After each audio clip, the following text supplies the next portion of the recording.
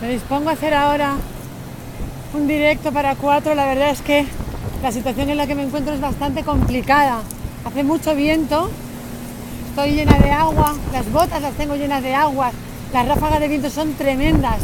Pero bueno, ahora vemos, lo importante es poder informarles de todo lo que está sucediendo y en la medida de lo posible quisiera hacer un llamamiento para que todos los voluntarios que tengan la posibilidad de acercarse hasta la zona cuando pasen esta catástrofe, que no lo duden porque realmente las circunstancias son especialmente duras.